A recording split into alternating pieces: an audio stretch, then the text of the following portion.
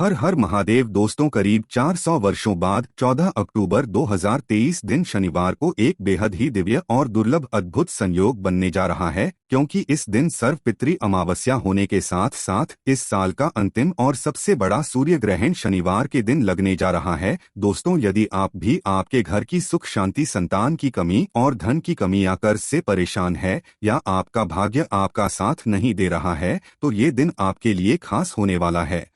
अगर इस दिन आप मिट्टी के दिए से जुड़ा ये असरदार और चमत्कारी आसान सा उपाय कर लेते हैं, तो आप देखेंगे कि कुछ ही दिनों में आपकी सभी समस्याओं का हल संपूर्ण रूप से हो जाएगा। दोस्तों, इस बार साल 2023 कई बार अद्भुत संयोग लेकर आया है, पर दोस्तों 14 अक्टूबर 2023 का दिन बेहद खास होने वाला है, क्योंकि इस दिन पितृपक्ष की समाप्ति के साथ साल का आखिरी और सबसे बड़ा अंतिम सूर्य ग्रहण पड़ने जा रहा है। और इस दिन सर्वपितृ अमावस्या होने के साथ साथ शनिवार का दिन भी पड़ रहा है, इसलिए इसको शनिचरी अमावस्या के नाम से भी जाना जाता है। इसलिए दोस्तों, इतने सारे दिव्य और दुर्लभ संयोग में इस दिन अगर आप मिट्टी का एक दिया घर के इस कोने में जला देते हैं, तो आपको धनवान मालामाल होने से कोई नहीं रोक सकता। और अगर आप पर किसी भी प्रकार का कोई भी दोष है, संकट है, वह भी इस उपाय से दूर हो जाएगा। इसलिए दोस्तों, वीडियो को आखिर तक जरूर देखें। और दोस्तों, अगर आप भी अपने जीवन में महादेव की कृपा पाना चाहते हैं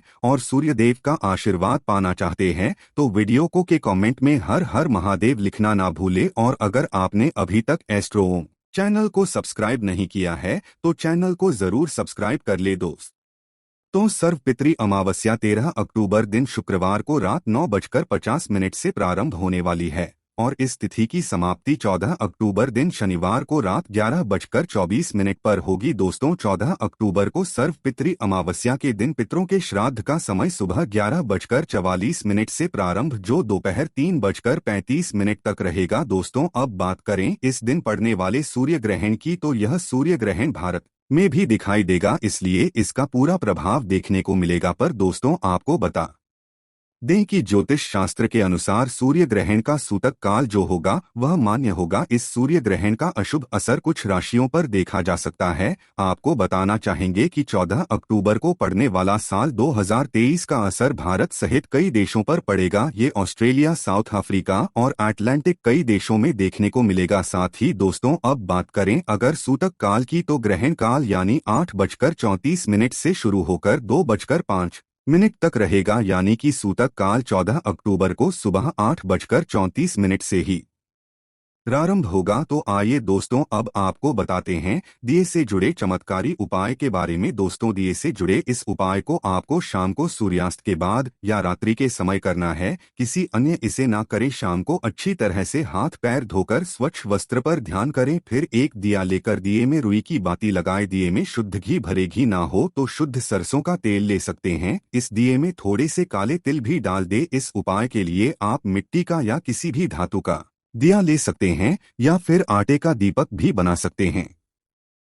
आटे में थोड़ा सा साफ जल मिलाकर बिना नमक के आटा गूंदकर इसे बनाएं। इस दीपक को आपको अपने घर के सबसे दक्षिण कोने में रखना है। अगर घर कोना रिक्त नहीं है, तो आप रसोई घर के दक्षिण कोने में इसे रखकर जलाएं। वहां भी रिक्त स्थान नहीं है, तो घर के अन्य किसी भी कमरे में या घर के मंदिर के पास साफ स्थान पर इस दीपक को रखें। दीपक को ऐसे रखें कि इसकी दक्षिण दिशा की तरफ हो, यानी कि इसकी लौ दक्षिण की तरफ होनी चाहिए, जो कि पितरों की दिशा मानी जाती है। मान्यता है कि इस दिशा से पितृ धरती पर आते हैं। ऐसा माना जाता है कि ये दीपक पृथ्वी लोक छोड़ते समय पितरों के मार्ग को प्रकाशित करता है। इस दीपक को अवश्य दें, सीधे जमीन पर ना रखें। दिए के नीचे कोई थाली रखें, या फूल की पंखुड़ियां या थोड़े से साबुत चावल रख दें। सीधे जमीन पर रखा हुआ दीपक अपूर्ण माना जाता है। दीपक जलाने के बाद सबसे पहले आप प्रथम पूज्य गणेश जी का स्मरण करके उन्हें नमस्कार करें। फिर भगवान विष्णु और महालक्ष्मी का स्मरण कर उन्हें नमस्कार करें। पितृ देवता को नमस्कार करें। ईश्वर से पितरों को मोक्ष मिलने हेतु प्रार्थना करें। पितरों से पितृदोष से मुक्ति दिलाने की प्रार्थना करें।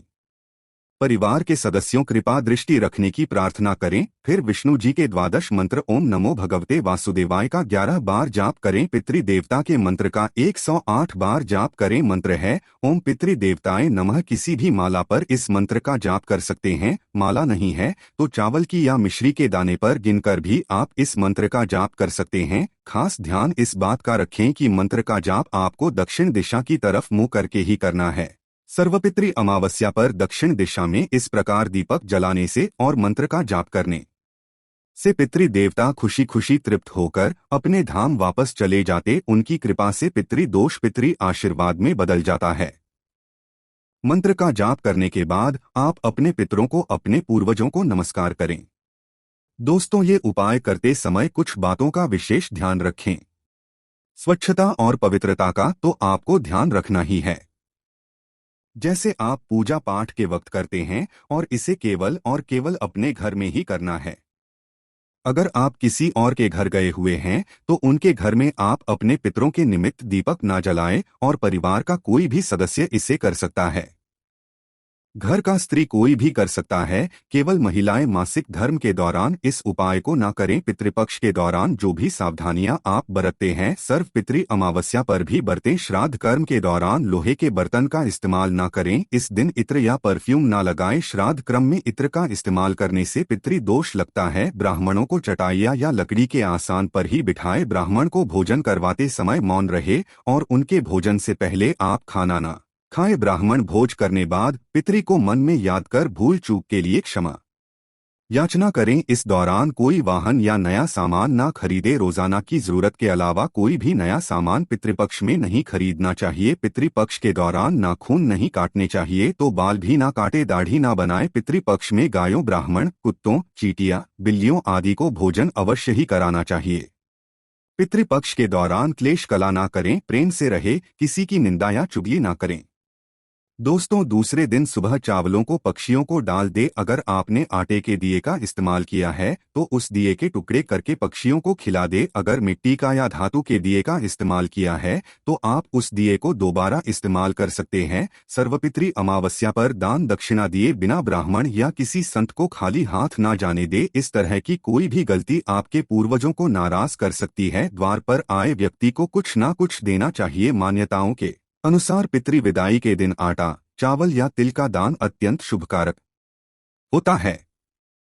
यूं तो पूरे पितृपक्ष में तामसिक भोजन और मांस मदिरा से बचना चाहिए, लेकिन सर्वपितृ अमावस्या पर भी इसका विशेष ध्यान रखें। इसके अलावा लहसुन, प्याज आदि खाने से बचें।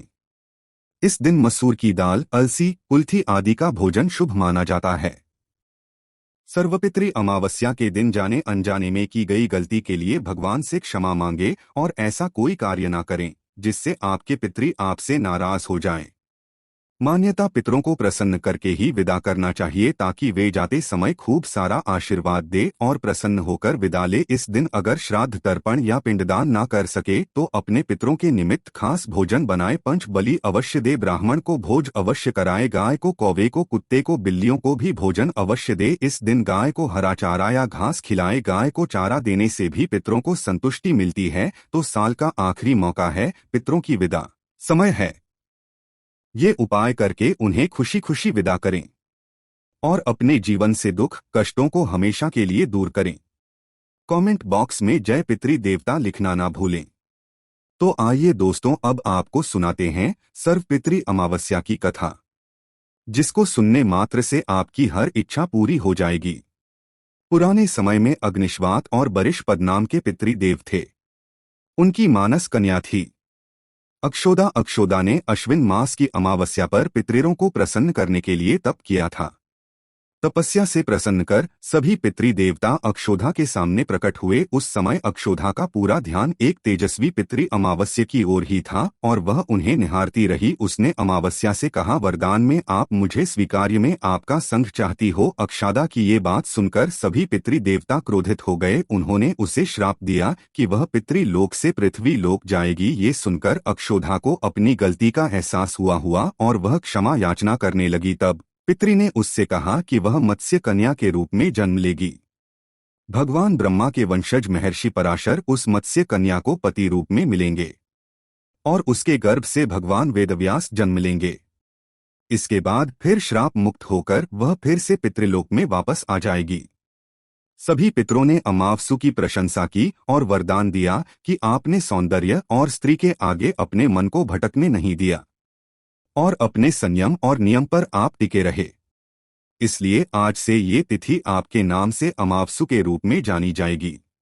मान्यता है कि से ये दिन पितृमोक्ष अमावस्या के रूप में प्रसिद्ध हुआ है। तो दोस्तों, उम्मीद करते हैं आज के वीडियो से आपको लाभ अवश्य होगा। अगर वीडियो आपको अच्छी लगी हो तो लाइक कर दीजिए और ज्यादा से ज्यादा इस वीडियो को अपने फैमिली फ्रेंड के साथ शेयर कीजिए। चैनल को सब्सक्राइब कर लीजिएगा, बेल बटन को प्रेस कर लीजिए। इससे ये होगा कि इस तरह की सभी वीडियोस की नोटिफिकेशन आपको सबसे पहले मिलेगी। तो मिलते हैं आपसे अगले वीडियो में, तब तक के लिए नमस्कार।